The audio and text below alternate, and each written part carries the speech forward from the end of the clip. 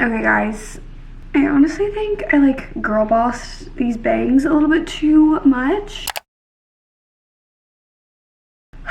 It is that time. You guys know by the title of the video, I am doing my reread, fully annotating Daisy Jones and the Six. So needless to say, before I even waste any more of your time, if you guys didn't know, this is going to be a full spoiler reading vlog because I'm kind of doing the same thing that I did with my It Ends With Us reading vlog, where I'm kind of going to go deeply into the book and what I'm annotating. That way, for those of you who maybe want a refresh on what happens in the book, but you don't really have the time or want to reread the book before the show comes out, because I think the show comes out, I forgot what day. It comes out March 3rd. Daisy Jones and the Six comes out March 3rd. So if you do not feel like rereading this book, or if you are somebody that never read the book but you want to know like what happens in the book, then this video is for you. But if you haven't read the book and you want to read it, then I just recommend that you guys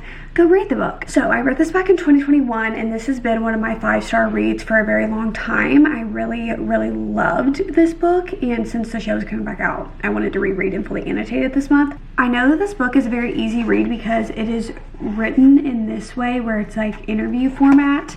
That is like what this book is most famous for. Also, this book is most famous for its audiobook, which I don't do well with listening to the audiobook while I am reading the book. I just don't do well with that, so I probably will not be doing that, but I do think that the audiobook is very good. But we're gonna start annotating this, so I have annotating supplies.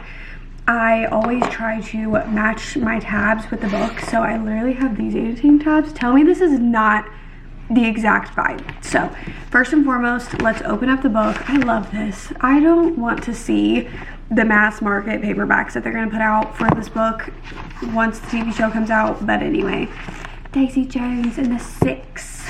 Where's the title page? I go to this and see where it says Daisy Jones and the Six. I'm going to do my little annotation guide. So let's see what we're gonna do. So this is what this looks like. So I did little arrows and showed important, sweet, mad, and sad. So that's the little annotation guide that we have to go with. Look, it just did this to me again. When I first read this, I literally thought it was the author's note, but it's really from the narrator's point of view. What this book is written as in the way, and the reasoning behind it being an interview format is because it's supposed to literally be like you're basically reading an interview or a book or something of Daisy Jones and the Six. Like, it is supposed to be written as that. And so the author's note always gets me because I literally think it's a legitimate author's note, but it says, this book is an attempt to piece together a clear portrait of how the renowned 1970s rock band Daisy Jones and the Six rose to fame, as well as what led to their abrupt and infamous split while on tour in Chicago on July 12, 1979. Over the course of the last 8 years, I've conducted individual interviews of current and former members of the band, as well as family, friends, and industry elite who surrounded them at times. The following oral history is compiled and edited from those conversations, as well as relevant emails, transcripts, and lyrics. The complete lyrics to their album Aurora can be found on the back of the book. I cannot wait to hear the music. Regret Me, so good already. The groupie, Daisy Jones. This is where we learn about Daisy Jones and her like upbringing and what was going on with her. This book is very fast paced, and it's funny to jump back into it and remember just how fast paced that it is, because you're learning kind of like about Daisy Jones, and it kind of goes pretty fast about how you learn like snippets of her childhood, how she was just kind of this like very beautiful girl, and basically everyone took notice of her. And then you quickly learn about how to, at a very young age, she was in a very toxic environment with a bunch of older men and around drugs and alcohol and all of this stuff. But this part always made me sad because, you know, people looking in, I think both of her mom was a model, her dad was an artist, and they had a lot of money, but they basically like didn't pay attention to her growing up. She talks about how she had insomnia really bad since she was a kid because she couldn't sleep at night. Her parents would be downstairs throwing parties, and she would like stay up reading books because she had like quiet activities to do. And then she basically talks about how her parents never knew that she was home or not, and never noticed when she was gone. And then you meet Simone, who was basically Daisy's best friend, and then she says, I was living with Simone for 2 weeks before I went home to get more clothes. My dad said, "Did you break the coffee maker this morning?" I said, "Dad, I don't even live here." And that always made me so sad, just like how disregarded that she felt. And I feel like that's a lot of the root of issues for Daisy, is that she always wanted to be kind of remembered. I think that Daisy's character is just so complex. Like, there's so many things, especially more as we go on throughout the book, that you want to hate Daisy for and be so angry at her for. But she's also like, I don't know, I've never read a character like Daisy Jones since I've read this book, or before I've read this book. I've never read a character like her. I genuinely think that this character is one of the best characters ever. She is just so unapologetically herself, and especially for, this was the 70s, she was just like, I don't know, like this ball of fire and sunshine at the same time. And Simone is talking about, like, you know, Daisy had this raw talent, and there's actually a really sweet part about how they were listening to You've Got a Friend, and Daisy said, but I was really listening to the lyrics too. I was feeling it. The song always made me thankful for her, for Simone. There's this peace that comes with knowing you have a person in the world who would do anything for you and that you would do anything for. She was the first time I ever had that. I got a little bit teary-eyed in the car listening to the song. I turned to Simone and I opened my mouth to talk, but she just nodded and said, me too. And then Simone was saying how, you know, like Daisy had this talent, but like Simone couldn't want it for her. Like Daisy's gonna have to want it for herself. And then Daisy talks about how she was dating this like singer in a band, and she had seen that he wrote a song about her, and she was like, it would be better if he did it this way. And then he went on to like win an award or something for the song, or the song was like a big hit. And then he like acts like he wrote the whole entire song when Daisy wrote it. And then she was talking about how she was having breakfast with this writer-director, and how she would order what she called an up and down, and coffee and champagne for, you know, she was on drugs and stuff back then, so she would order champagne to make her sleepy but coffee to keep her awake. And he said, I'm going to use that in something one day, and he wrote it down on a napkin and put it in his back pocket. I thought to myself, what the hell makes you think I'm not going to use it in something one day? And then she said, that's how it was back then. I was just supposed to be the inspiration for some man's great idea. The iconic quote, I had absolutely no interest in being somebody else's muse. I am not a muse. I am the somebody. End of effing story. Mic drop. And then this is when we start going into learning about the six. Okay, so I have been reading through this part, and we're kind of just reading about the beginning of the band, and like how whenever Billy met Camila, and it is just so sweet. I always thought it was so sweet the way that Billy always talks about Camila, because he goes, after the wedding had ended and everyone was packing up, I had a few too many beers, and I saw this woman working as a cocktail waitress at the hotel bar, and then puts in parentheses, smiles, gorgeous girl. And the next page when he's talking about her, but when I met Camila, it was something different altogether. She just made the world make sense to me. She even made me like myself more. It felt like when I was with her, I knew everything would be fine. It was like I was following the North Star. So sweet. And then you meet Karen, who is the keyboardist, and then they were talking about Karen, and she's like, yeah, I left the band that I was with because I was tired of like how they were treating me and stuff. And then Billy's talking about, you know, like, oh no, like Karen like was such a good artist. Like, I say I don't care if you're this, that, like whatever, like if you play music it's good. And then the next line, Karen going, men often think they deserve a sticker for treating women like people. And that's the truth. Listen, I know more than likely that this scene will be in the show, but I need this scene to be in the show more than I need most scenes to be in the show. And it is when Billy and Camila break up because they're basically with their manager and they're moving out to California, and he asks her to come with him, and she's basically like, no. And she was mad that he was moving out there, whatever. And they get this record deal, and then Billy was like, that night, everybody was out partying over at the Rainbow, and I walked down the street to a payphone. Imagine achieving your wildest dream and feeling empty inside. It didn't mean anything unless I could share it with Camila, so I called her. I miss you. I don't think I can live without you. She said, I miss you too. What are we doing this for? We're supposed to be together. And she said, yeah, I know. We were both quiet on the line, and I said, if I had a record contract, would you marry me? She said, what? And then it switches to Camila, and she says, I was just so excited for him if it was true. He'd worked so hard for it. Then I just need to see this scene. I said it again. If I had a record contract, would you marry me? She said, you got a record contract? That's when I knew right then that Camila was my soulmate. She cared more about the record contract than anything else. I said, you didn't answer my question. She said, did you get get a record contract? Yes or no? I said, will you marry me? Yes or no? She didn't say anything for a while, and then she said yes, and then I said yes. She started screaming, so excited. I said, come on out here, honey, let's get hitched. It's just so cute, and I need to see it in the show. There are some funny moments in the book sometimes, like, because how you're getting literally everyone's point of view basically at once, and Warren is talking about like their rooms that they got in their first house, and then he goes, so I got the only bedroom with a bathroom in it, and then Graham goes, Warren's bedroom had a toilet in it. He used to say he had his own bathroom, but he didn't. His room had a toilet just in the corner of the room. This part always made me like happy but also sad at the same time, because it is when Camila tells Billy that she's pregnant right before, the night before they're about to go on tour. So in the middle of the night they decide to get married, and Karen and Graham like basically put the whole entire like backyard and decorated it really nice and cute for them. And then Billy was like, I walked down the patio, and then Camila came down in a white t-shirt and a pair of jeans, and Karen goes, she had on a yellow crochet top. She looked so pretty. It's like one of the most important nights of your life, and you couldn't even remember what your wife was wearing. I just want to see this picture that Eddie describes right here, because like I always picture it in my head, and I just feel like it is such a good picture. And also, I just want to say this, the casting for this show is absolutely perfect. Every single person that they casted, I feel like is literally perfect. I'm not upset with one person in the casting at all. I feel like they are all who I envisioned, especially Daisy and Billy and Camila and Karen. Oh my gosh, and Graham.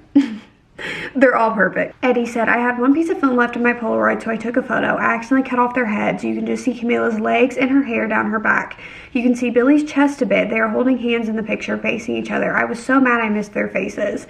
But I'm just like imagining, like, oh my gosh, I just need to see that picture. I just need to see it. It's so funny, on a reread, you don't pick up on some of the stuff that was in the book the first time, but this foreshadowing, whenever they're talking about the first night of the tour and things didn't go well, and Billy starts doing all of this stuff, which also there's a really good quote that Billy says where it goes, this voice kept saying, if you don't have a father, how can you be a father? That was the beginning of a bad time where I was not myself. Actually, no, I don't like putting it that way. You're never not yourself. You're always you. It's just sometimes who you are. Who you are is just a person. And that is literally, and then he starts going into how, like, the first night and stuff, and then when he's talking about how he cheated on Camila, and he says, I'm so embarrassed to be telling you this, but it's true. And it's so weird because, like, with everything else, I was like, I wonder why he'd be like, why he's saying, I'm embarrassed to tell you this. But then upon the reread, now you understand why because when you know that they're all talking to the narrator, like the narrator's asking them questions and then they're talking about it. And so when he's like, oh, I'm embarrassed to be telling you this, but it's true. And then just, I don't know, that foreshadowing clicking together is just weird to read upon the reread. Lines like this that are in the book are just so good. It's just the writing was so good in this book, because when Billy's talking, specifically one of these parts with Billy, when he says drinking, drugging, sleeping around, it's all the same thing. You have these lines you won't cross, but then you cross them. And suddenly you possess the very dangerous information that you can break the rule and the world won't instantly come to an end. You've taken a big, black, bold line and you've made it a little bit gray. And now every time you cross it again, it just gets grayer and grayer until one day you look around and you think, there was a line here once, I think. Oh, I can't. He has to say this in the show. He has to. Like, I have to see Sam say that line. I know it's Billy, but the actor's name is Sam. And I love him, by the way. This part always made me so mad. Like, the way that... I guess I know what I would have done in this situation, but it's hard when you're in Camila's position, when you're married and now you're pregnant with a child. But when she literally finds Billy cheating on her after he's been doing it for literal months with so many different women, and he literally says, I wanted her to leave me. I thought about it, and that's what I had been up to. I'd been hoping she'd cut loose. And then she told Karen, like, she left, and she told Karen, give him this letter whenever he sobers up. And it said, you have until November 30th, and then you're going to be a good man for the rest of your life. You got it? And that always made me so mad, because So many times in this book, I always feel like Camila just deserves better, but she just loved Billy truly, unconditionally, and just knew that that was her person. But I'm still like, girl, it could be my person. And if he was doing all of that, I would be gone, you know? But you can't really judge somebody in that predicament. But it just always made me mad because I just always, so many times throughout this book, felt like Camila just deserved so much better than what Billy was giving her. This part, oh my god, I am not ready to watch this in the show. I'm really not. It is the part where basically, instead of, because this, I think this is what made me mad too, is because she had fallen in love with Billy when he was like this good guy and like wasn't doing this stuff, and so you're holding out hope that he can be that person again. But, you know, instead of being like, oh God, you know, my wife caught me cheating on her, I need to clean my act up, Billy gets like 10 times worse. Then Teddy comes to him and is like, okay, come with me. And he's like, what? And basically Camila had been in labor. They go to the hospital, and in Camila's point of view, it is just, it breaks your heart because she did her labor all alone with her mom and Billy wasn't there. And she says, I just spent 18 hours in labor with only my mom by my side, and I'm expecting my husband to walk in the door and straighten up. I understand now that you can't just fix yourself. It doesn't work like that, but I did expect it to work like that then. I didn't know. Well, the door opened and it wasn't Billy. It was Teddy Price. I was so tired and I was sweating bullets from the hormones running through me, and I was holding this tiny baby that I've just met, this girl who looks just like Billy. I decided to name her Julia. My mom was ready to take us both back with her to Pennsylvania, and I was tempted right then. Giving up on Billy felt easier than trying to have faith. I wanted to say, tell him I'll raise this baby on my own, but I had to keep trying for what I wanted for me and my kid. So I told Teddy, tell him he can start to be a father this second, or he's going to rehab now. And Teddy nodded and left. And then you go into Billy's point of view, and somehow just reading both of their point of views at once on the situation, and you just naturally feel more sympathy.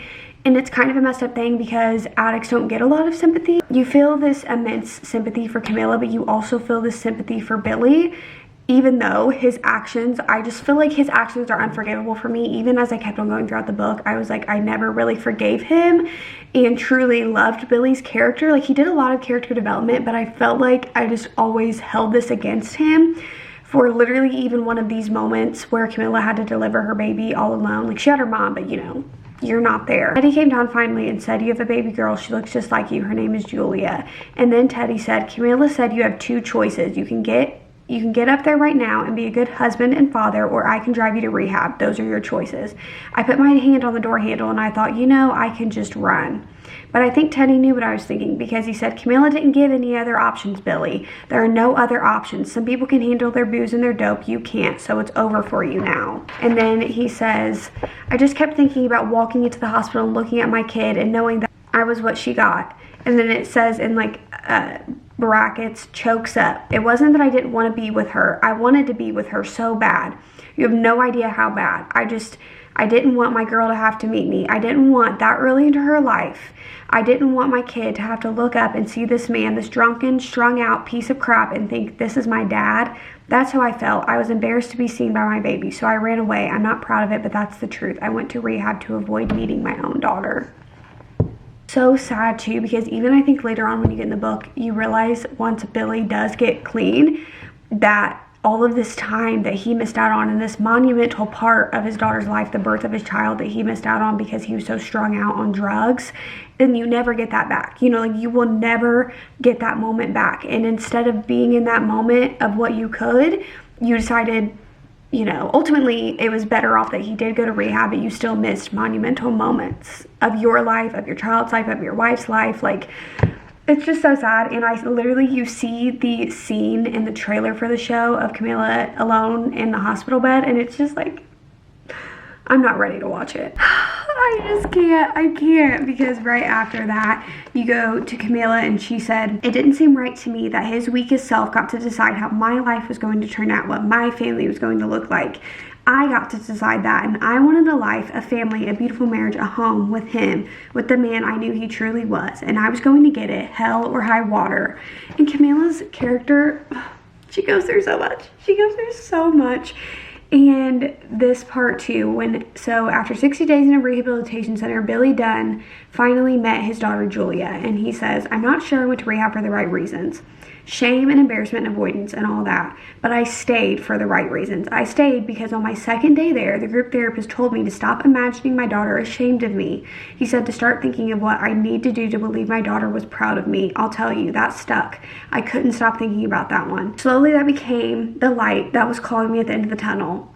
Imagining a daughter, and then it says pauses, gains composure. Imagining myself as a man my daughter would feel lucky to have. I kept working every day to get closer to being that man. I can't. When he meets Camille and Julia after he gets out of rehab, and he says, I'd built a family by accident without thinking and without so many of the qualities that you should have to deserve a family. I think, but I had built one. And here was this tiny new person who had my eyes and who didn't know who I used to be, but who only cared who I was now. I fell to my knees. I was just so grateful for Camila. I couldn't believe what I had put Camila through, and I couldn't believe that she was still standing there, giving me another shot. I didn't deserve it, and I knew it. I told her then that I would spend the rest of our life together trying to be twice as good as she deserved. I don't know that I've ever promised anyone anything as humbly and with as much gratitude in my heart as I promised her that day. I know I technically married her almost a year before, but I submitted myself to her then, forever and always, my daughter too. I dedicated myself to both of them, to raising this girl with my whole heart into it. As we got into the car, Camila whispered, "It's us forever and always. Don't go forgetting that again, all right?" I can't. And then Camila said, "I think you have to have faith in people before they earn it. Otherwise, it's not faith, right?" I need a break. This is so interesting because this becomes a problem. So this is when Daisy gets introduced to the Six, because since they're on the same record label and they wanted one of the songs to be a duet, they ask her to come in and do the duet. And basically it's the song Honeycomb that Billy wrote about the future that he wants to give Camila. And basically when Daisy goes in, she kind of does the whatever questions, like with a question mark, like will you, instead of we will. And Billy hates that. And even when he's complaining to Camila, Camila's like, "It's literally a song, Billy. Like, it is not real life. Like, it is fine." And he doesn't think that. Billy was very upset about it, and he literally didn't even want Daisy on the song. And then it's just so interesting because of how many point of views you get, and you get the different takes on every single situation. When Graham says Billy was always in charge, you know, and Billy said we were all a team, and then Eddie goes, "Man, Billy was in such denial of what a bulldozer he was to the rest of us." And that is just so true, especially when you go on, like, Billy did take on this like leadership role, even the way that Teddy kind of put Billy as the leader, and Billy just kind of expected everybody to follow what he wanted because that's what everyone had been doing the whole entire time. And he thought that they were working as a team because everyone was agreeing with him, but really he was the one calling the shots. Okay guys, it's actually days later. Obviously you can tell I'm like wearing something different and I look different, maybe, I don't know. We are going to finish Daisy Jones and the Six. I'm about this much through the book right now. Pick up where we left off. Where did I leave off? Oh, so we left off starting the Numbers tour.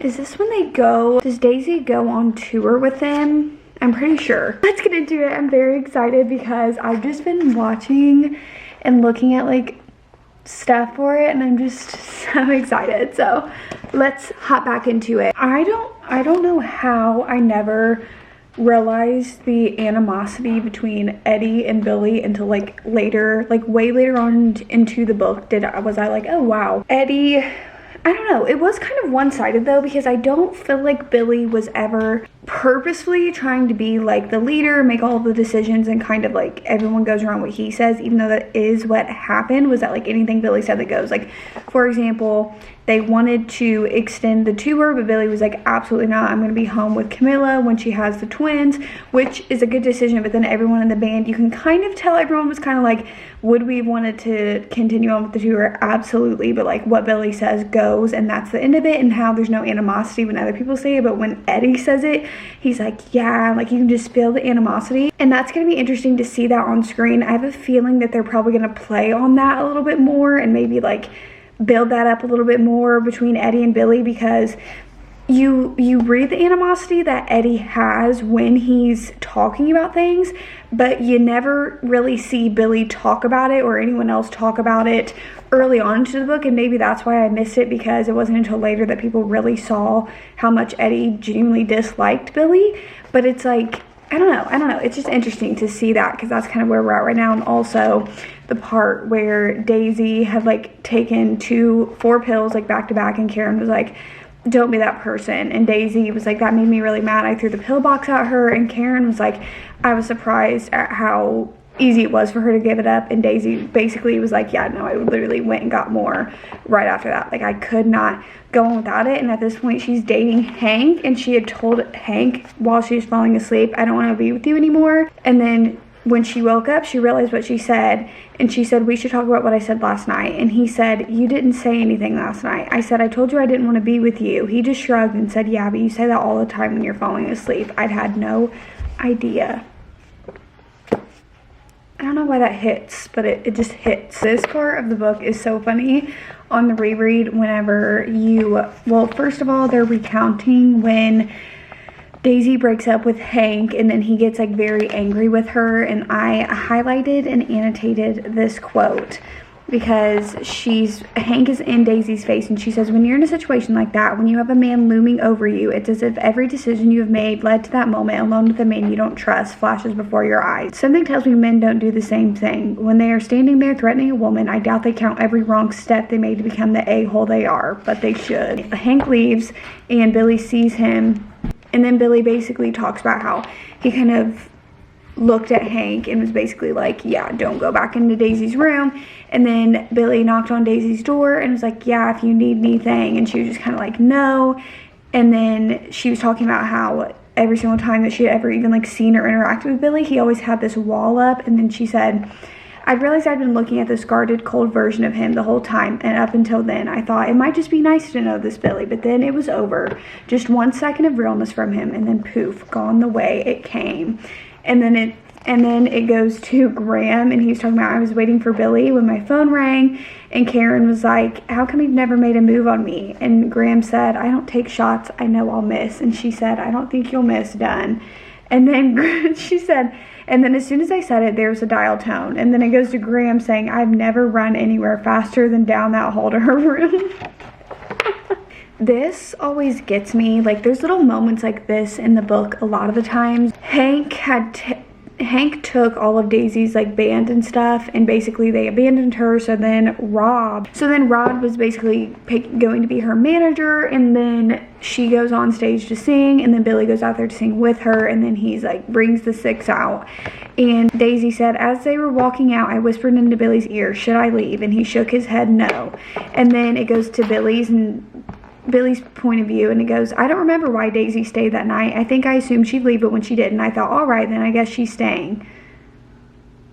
I'm like, I just always feel in these situations that Billy is lying, because Daisy will literally be like, oh yeah, Billy said this, and then Billy will act like, okay, I don't know why she did that, or I don't know why that happened. And sometimes I'm like, I don't like Billy's character for that, because it's like, you're gonna be so vulnerably honest about certain things, and then just lie about little things. Like, just say that you told her to stay out there. Like, no one cares. This part of the book is kind of sad, because it is when the guy from Rolling Stones comes, and then Billy and Daisy walk behind everybody so that everyone else can get a chance to talk to him. And they're like talking, they're having a great conversation. And when they get back to the hotel, Daisy was like, I was just having such a good time finally being able to talk to him, and we were finally getting to know each other, that I asked him if he wanted to come in my room, and then he rejected me. And she said he thought I was hitting on him, and that made me so sad. But then you read Billy's point of view, and this is where the miscommunication starts coming in. And when she took out her key out of her pocket, she also took out a bag of Coke. She was going into her room, and she was going to at the very least have a bump. I didn't want to be around it. I couldn't go into that room. And then Daisy thinks he's looking at her just as somebody, like, you know, that he can't be around. And then he's talking about, he was like, Daisy was barefoot when it was cold. She was a drug addict, the type of addict that thinks that other people don't know that she's using, which is maybe the worst type of addict of all. There was no way, no matter what was happening, even if I wanted to, that I could let myself be around Daisy Jones. And then Daisy says, I don't know why he insisted on rejecting me time and time again. And Billy goes, when someone's presence gives you energy, when it riles up something in you the way Daisy did for me, you can turn that energy into lust or love or hate. I felt most comfortable hating her. It was my only choice. It's so funny because I can see this being like the end of an episode. Like I can see this, I can literally see it in my brain that this is like the end of the episode, everything that I was just talking about. And then the guy from the Rolling Stones was like, I knew exactly what I wanted to write about. He came out with the article that said the 6, that should be 7. And then Rod, their manager, said how good it was. And then Billy was mad. Rod said, I believe Billy's exact words were, are you effing kidding me? And Billy says, I mean, are you effing kidding me? And I can just see that like being the last like line of the episode, and then the episode ends. Like I can just see that. Like, is this me like I'm predicting it? If there's an episode where this is like episode 2 or 3, probably 2, and then it's just like that and then the episode ends. Maybe I should be a creative director. Like, not me doing the bare minimum and being like, I should probably go into television. We just finished the part where Daisy gets asked to join the 6.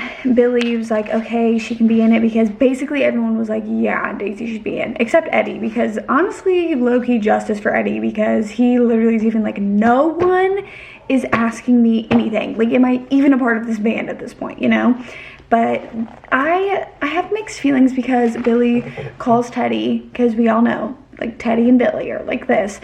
And Teddy was like, I have been saying that Daisy should be a part of the 6, whatever. He gets in his cab and he's like, tell her that she's a part of the band now. Like, tell her she's part of it.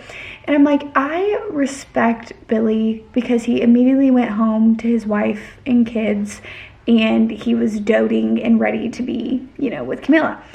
But the thing is that as you go on more into this book, ooh, I have you guys fooled, because if you guys think that it's the same day as the last clip, you'd be wrong. I'm just living in this hoodie. I have washed it, but I am living in it. Days later, and I sat this book down to continue on with other vlogs, and I came back to it because today Amazon Prime released the like full-length trailer like 2 weeks before the show comes out. So I decided to finish this, that way it would be up in plenty of time. So right now we are on when Daisy is introduced into the band. Like, she's officially a band member. They're not Daisy Jones and the 6 yet, but she is a band member. And then Billy, around that same time, Camila has the twins, and Billy talks about how he was so enamored that he was like, I am giving it all up. I'm not gonna be a rock star anymore. His words were, I don't need rock and roll, I just need you. Which is sweet, but it's funny because Camila goes, oh, shut the hell up, Billy. I married a musician. You'll be a musician. If I wanted to drive a station wagon and have a meatloaf ready at 6 o'clock, I would have married my father. But then it goes into a really sweet sentiment that Karen says about how much you could tell that Billy and Camila really loved each other, because she says when they were in the same place at the same time, you could tell he was just so taken with her. He'd stay quiet and let her be the one to talk, and I always noticed that he used to squeeze the lime into her drink before he handed it to her whenever we were all out somewhere. He'd take his own lime and squeeze it into her glass too. He'd squeeze the 2 wedges in and then throw them in there with the ice. It seemed like a beautiful thing to have. Somebody giving you their lime wedge. I mean, I hate lime actually, but you get the point. And it's just so sweet. And then it gets into where Billy is writing the song Aurora for Camila. It's really hard to like Billy's character sometimes, because right here when Daisy, like, the band comes back together, and Daisy basically, the first thing that she does is she's like, let's set some ground rules. I want to be equal in the billing. I want to be able to write the songs on this album. I want to be credited.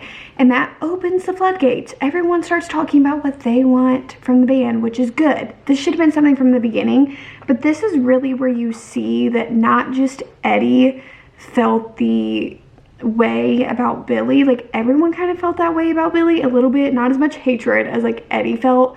Even with this though, like, everyone kind of dismisses Eddie, and I think it's kind of crappy, because even all Eddie said was, I write my own riffs, and Billy said, of course Eddie's throwing a fit. Teddy and I both knew that some people needed to feel heard whether or not you actually listened to them. Like, what? Why not just listen to him? The dude just wants to write his own riffs. And I know it's probably like a little bit overwhelming when all of a sudden everyone's like, I want to do this, I want to do this. But then again, you are a band, and it's not just like, it's not a one-man show. You depend on them to have and play the riff and to play the keys. Why can't they have a say in it, you know? But Daisy basically from day one shook up the whole entire flow of the band, because even Karen says Billy did have a way of making you think you were crazy for even thinking things were unfair, when in fact they were completely unfair. Okay, I just read a lot of, not a lot, actually, I don't know. I've read quite a bit. We kind of get this scene where Daisy doesn't show up to record one night. Like, they're writing the album together and things are going well because they're communicating with each other. Like, this is one of the few, very few good moments that you get between Billy and Daisy that kind of invokes this relationship between them of sorts. And they're understanding each other. He writes the song. What song is it? He writes a song for her. Says it's not about her, but everyone's like, it's definitely about her. But he denies, because that's what Billy does best. He denies that, you know, anything is whatever. Like, they're talking through it. He goes to the house and they find Daisy just completely messed up, and they're talking about, this scene always made me so angry because I'm the same way. Simone is talking about how when she finds Daisy at the house party, one, big Reva is there. Ew, why is he in everything? She finds Daisy and Daisy is like, oh my gosh, look at this dress that I was sent. It always infuriates me that it's like described as this beautiful, ethereal looking dress, and I always just like imagine it. And then whilst it is a beautiful image in your head that she goes into the pool and she's just floating in the pool with her red hair and this beautiful dress, and even Simone's like, oh, I could have killed her, that dress was beautiful. But that picture that somebody took of her is my favorite picture of Daisy ever. Like, it was just an absolutely beautiful moment. That just always made me mad. But Billy goes there because Daisy didn't show up. Does he go there with Rod or Teddy? I forget. It's not that important. But he goes there with either Rod or Teddy, and then when he's around all these people doing drugs and stuff, he leaves because he knows that he cannot be around all of this stuff. Obviously, he struggles with addiction and whatever. He writes this song that same exact night, and he's like, listen, I need you to sing it. She's like, no. Goes through a spiral. They get in the studio. She sings it. Obviously, it goes on to the album. And the very end of this chapter says Rod is talking about like her recording it. She was so proud of herself. I kid you, she pulled the headphones off and threw them down and ran out of the booth, and I kid you not, ran directly into Billy's arms. He picked her up just off the floor and kind of swung her back and forth for a moment, and I could have sworn to you he smelled her hair before he put her back down.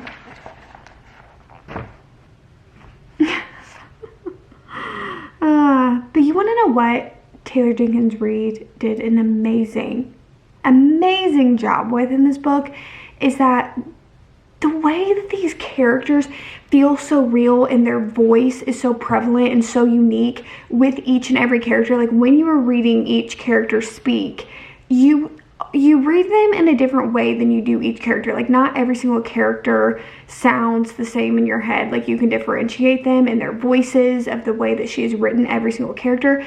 It's so amazing. And the way that she can paint the picture conversationally, like they're telling you this, but she's painting the, like, do you understand? Like, they're going, oh yeah, he swung her back and forth, and you can just see it in your head. You can just see that scene happening. She does an amazing job, like the best than any other book that she has written. Like, this book, genuinely, I think is the best book that she has ever written. This iconic part, things are starting to shift because Daisy and Billy are working together a lot, and it's almost like, I don't know if you would say that Billy was oblivious, or he was trying to be purposely oblivious, or he was just downright acting like there was nothing there when he knew it was. But there's kind of this shift in Daisy and Billy's, you know, relationship together. And she writes the song Please, and she shows Karen, and Karen's like, what does Billy think? And Daisy's like, I haven't showed him. And Karen's like, that was weird. She shows Billy the song. They're talking about the song together, and then Billy says, what's this guy putting you through to write a song like this? And the iconic, I feel like this is an iconic line where Daisy goes, even then I wasn't sure if Billy and I were having the same conversation. because even Billy says, like, Daisy was like, these songs that he was writing with me, like, you could just tell, like, what they were coming from. And then Billy's like, yeah, songs are just songs sometimes. Like, sometimes you just pull stuff out of nowhere. Be so for real. This is when stuff starts to get ugly.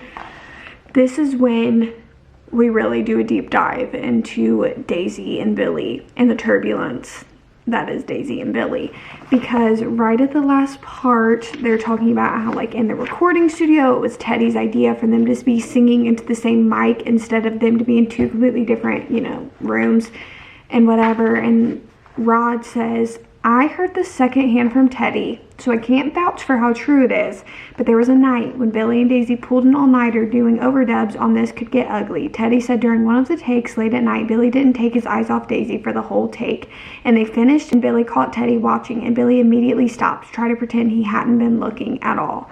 And then the chapter ends with Daisy saying, just how honest do we have to get here? I know I told you I'd tell you everything, but how much everything do you really want to know? And of course, at this point, you don't know who the narrator is, like who all of these people are talking to.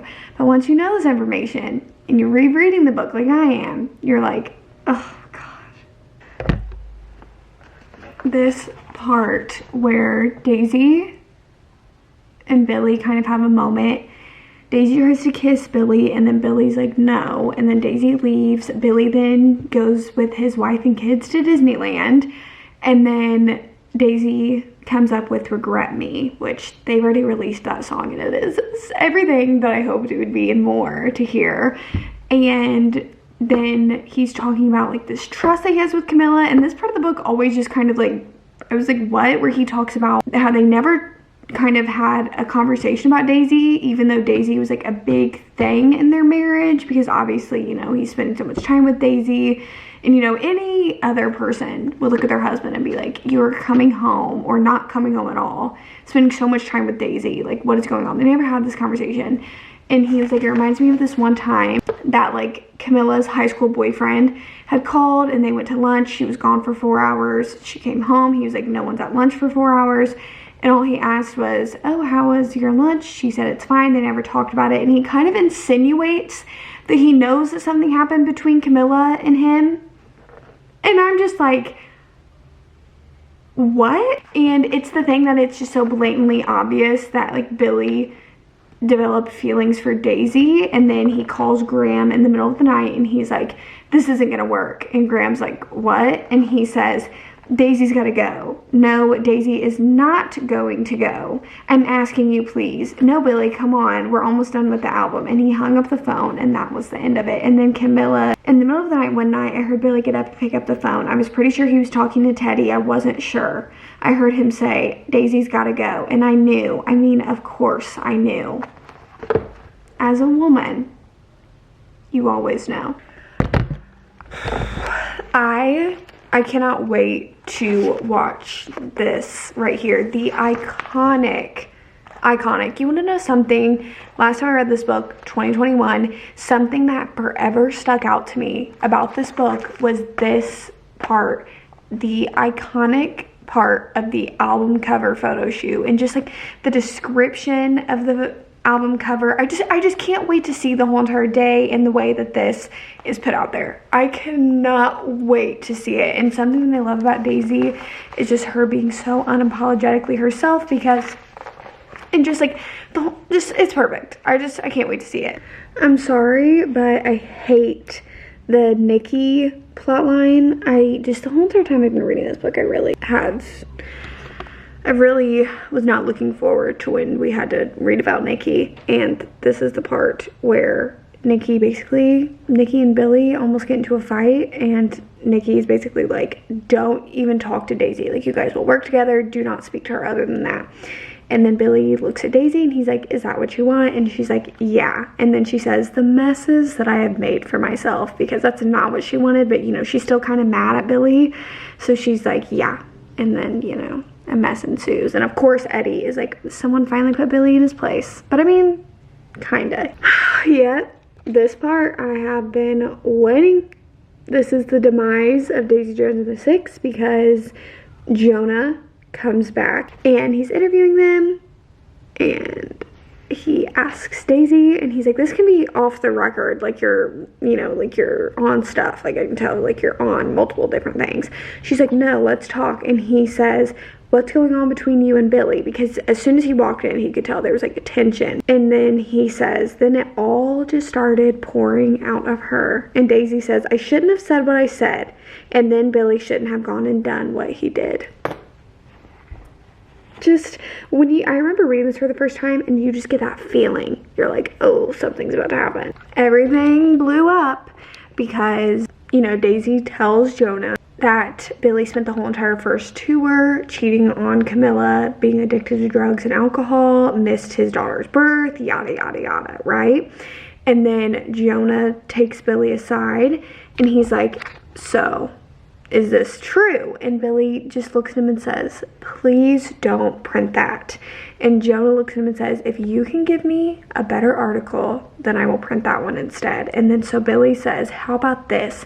I can't effing stand Daisy Jones. And of course that gets printed. There's a lot of animosity, but honestly, Daisy, they're both in the wrong, but this wouldn't have happened if Daisy wouldn't have aired out Billy's business. That was absolutely not her business to air out. Billy was very angry, and it was either Billy's secrets get out there or Daisy, you know, he just says that he doesn't like Daisy, and that was the truth, you know.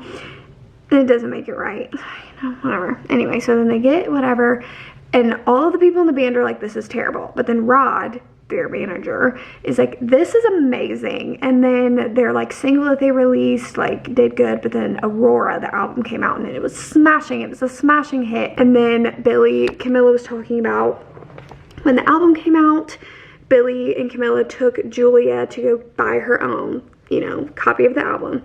And then Billy looks at Julia and says, who's your favorite member of the band? And Camila says, I said, oh, Billy. And Julia pipes up and goes, Daisy Jones. This is such a sad realization whenever, you know, they're talking about how they went on a break for Christmas and New Year's from the tour, and everyone kind of went home and they're talking about their stuff. And Daisy is talking about being with Nikki, and then she wakes up like soaking wet. He's over her and he's like, you overdosed on these like pills or drugs or something. And she's like, you know what happens to people who overdose on that? They die. And she said, my husband believed I might die, and he didn't so much as call the concierge. A switch flipped in me. He wasn't going to kill me, but he would let me die. And then she left a message for him. She left. He took a nap. She left. And she left a message with the concierge. I need to leave a message for Niccolo Argento in the room 907.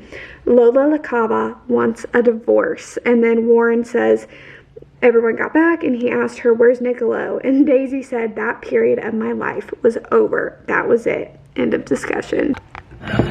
This part right here, always, oh, this part, I feel for myself when I have to watch this part in the show. This dialogue, it needs to be word for word. This needs to be word for word, because they're talking about, they're on Saturday Night Live, they're performing, and kind of on the way there, Billy and Daisy are like, you know, things are kind of better between us. They're talking to each other, you know, like things are kind of good. And then Billy decides for one of the songs to kind of take everyone off stage, and it just be Daisy and him singing the song together. And this part, guys, I just have to read it to you. I just need this part word for word. Daisy says, Billy started playing and I caught his eye for just a moment before I started singing, and it just seemed so obvious, so painfully, embarrassingly obvious. Without Nikki there to distract me, without keeping myself so drugged up, I wasn't even mentally present. It just seemed so obvious that I loved him, that I was in love with him. And then Karen's talking, and then it goes to Billy. I loved my wife. I was faithful to my wife from the very minute I straightened up. I tried desperately to never feel anything else for any other woman, but everything that made Daisy burn made me burn. Everything I loved about the world, Daisy loved about the world. Everything I struggled with, Daisy struggled with. We were two halves. We were the same. In that way that you're the same with very few people, in that way that you don't feel like you have to say your own thoughts because you know the other person's already thinking them. How could I be around Daisy Jones and not be mesmerized by her, not fall in love with her? I couldn't. I just couldn't. But Camila meant more. That's just the very deepest truth. My family meant more to me. Camila meant more to me. Maybe for a little while there, Camila wasn't the person I was the most drawn to, or Maybe Camila wasn't the person I was the most in love with, but she was always the person I loved the most. She was always the person I would choose. It is Camila for me, always.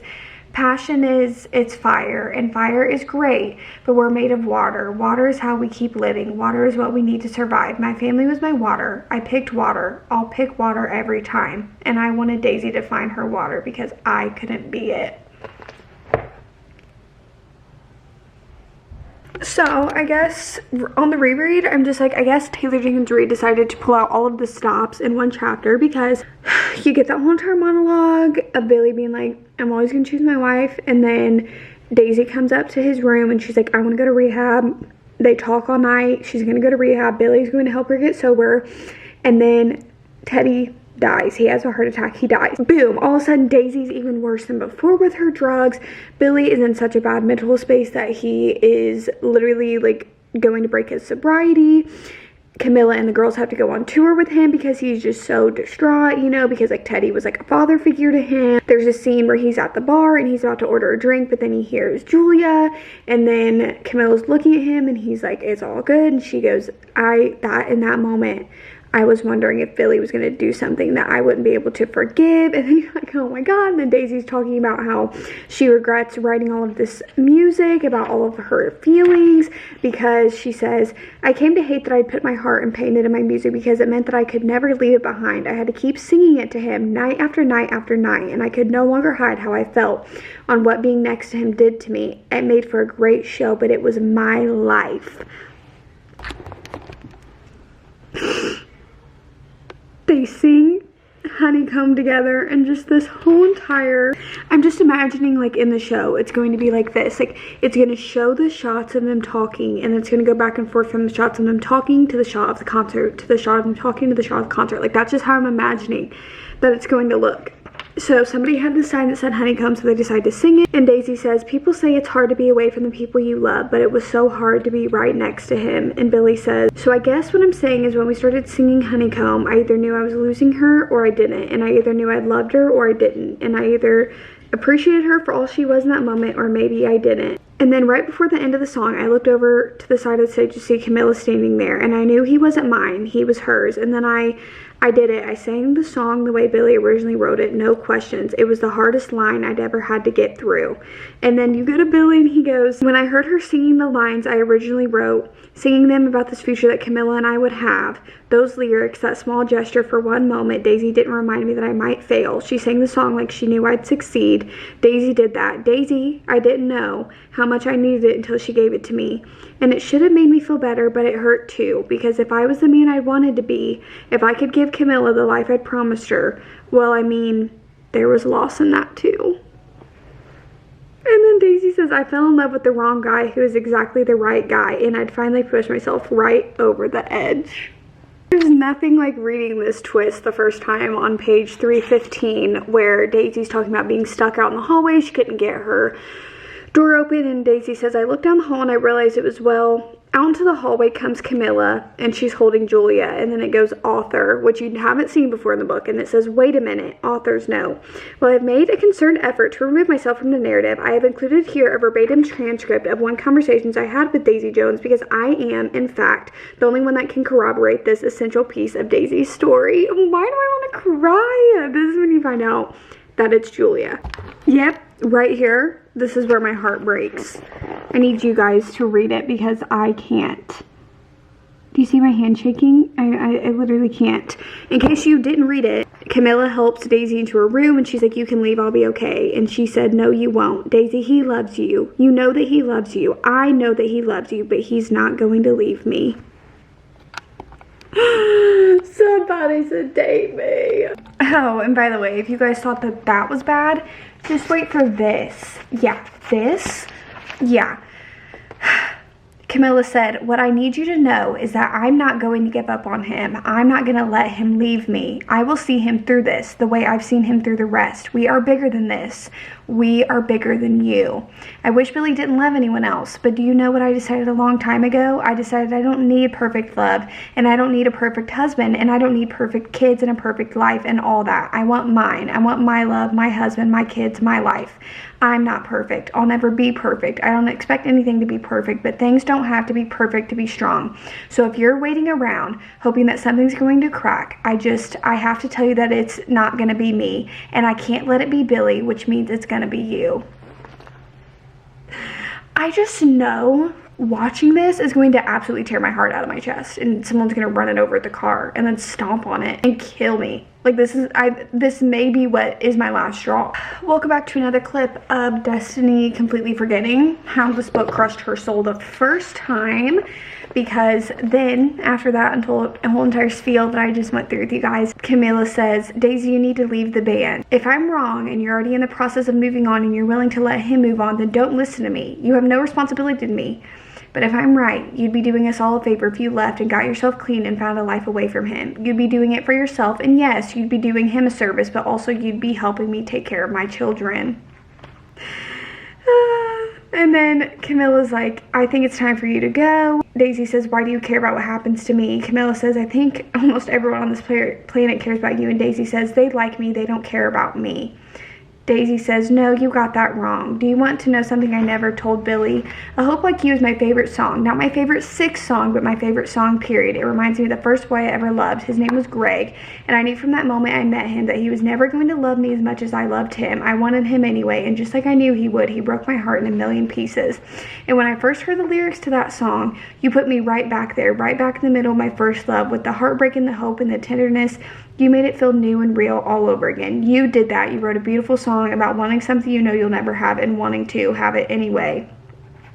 I care about you because when I see you, I see an incredible writer who suffers from the very thing the man I love suffers from. The two of you think you're lost souls, but you're what everybody's looking for. And then Camilla says, don't count yourself out this early, Daisy. You're all sorts of things you don't even know yet. And Daisy says, that really stuck with me, that who I wasn't entirely already determined, that there was still hope for me, that a woman like Camilla Dunn thought I was worth saving. I can't do this. I opened the door for her and she slipped out into the bright hallway with Julia. She said, no offense, but I hope I never see you again. And to be honest, it stung, but I understood what she meant. When she got back to her door, Camilla looked back at me, and it was the first time I realized she was nervous. Her fingers were shaking as she put the key in her door, and then she slipped into her room and she was gone. I was on the next flight out.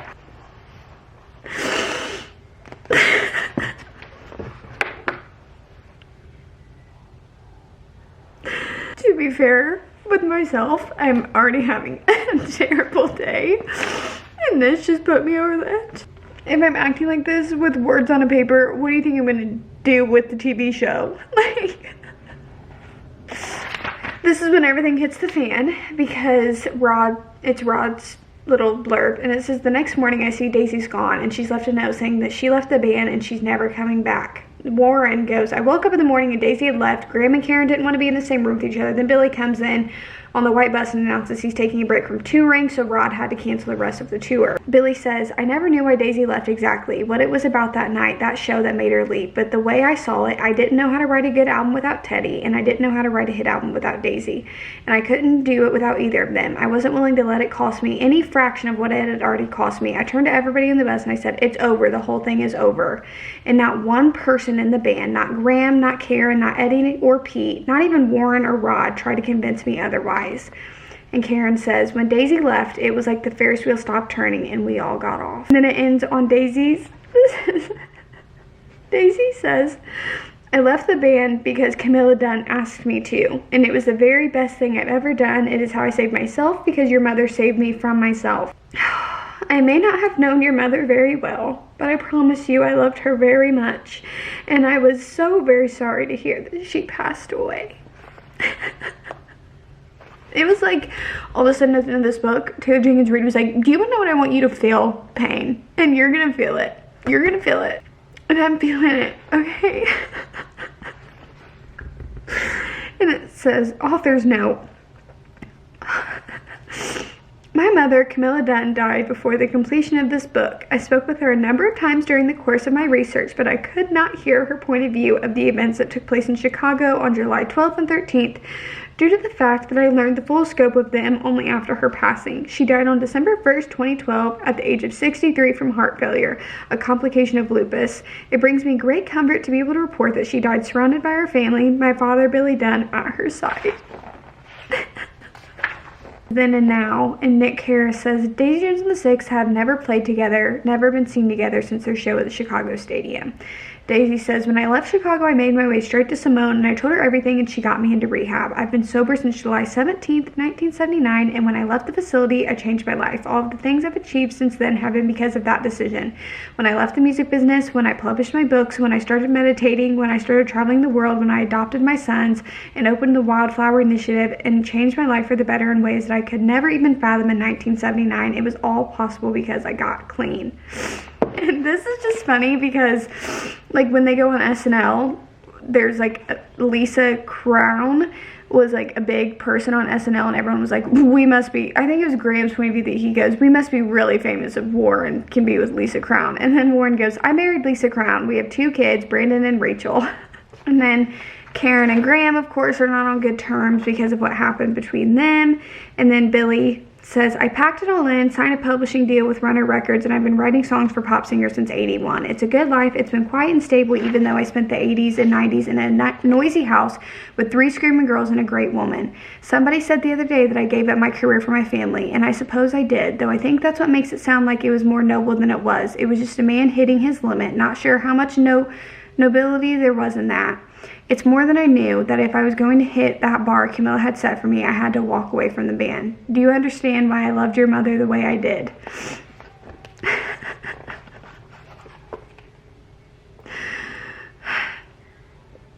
Okay. She was an incredible woman. She was the greatest thing that ever happened to me. Give me all the platinum albums you want, all the drugs and all the curvo and all the fun times and all the successes and all the fame and all of it. I would hand them all back to you, just as the cost of my memories with her. She was absolutely incredible woman, and I didn't deserve her.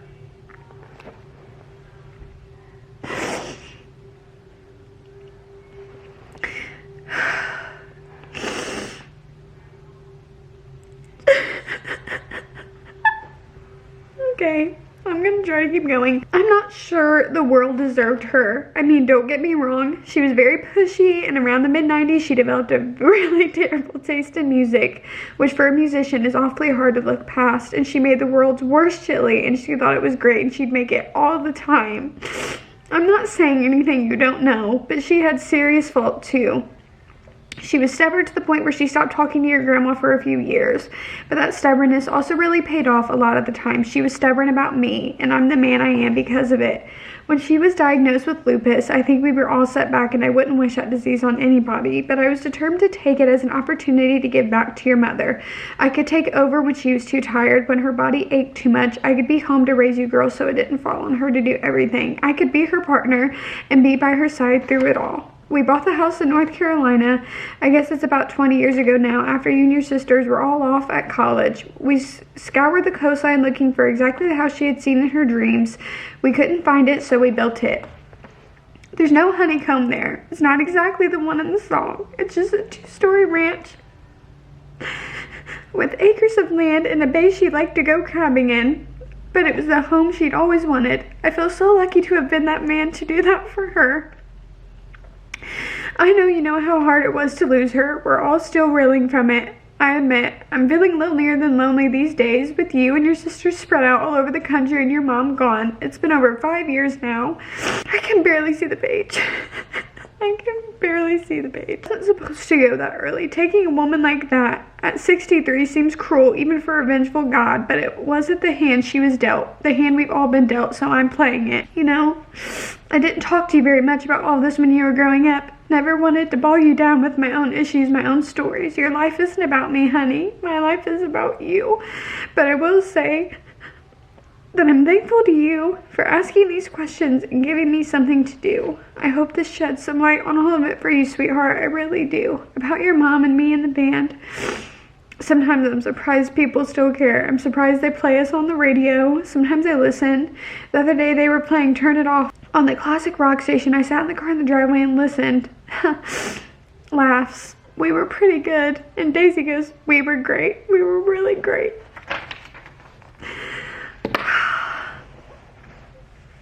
Oh God, I remember this part. And it says, one last thing before I go. It's an email from Camila to the daughters, and it says, subject, your dad. Hi girls, I need your help. I don't know if I can do this. After I'm gone, give your dad some time, and then please tell him to call Daisy Jones. Her number is in my date book in the second drawer of my nightstand. Tell your father I said at the very least the two of them owe me a song. Love, Mom. And then you get all those songs in the back. And that's the end of the book. You know, Taylor Jenkins Reid just crushes your heart into a million tiny pieces and then ends the book.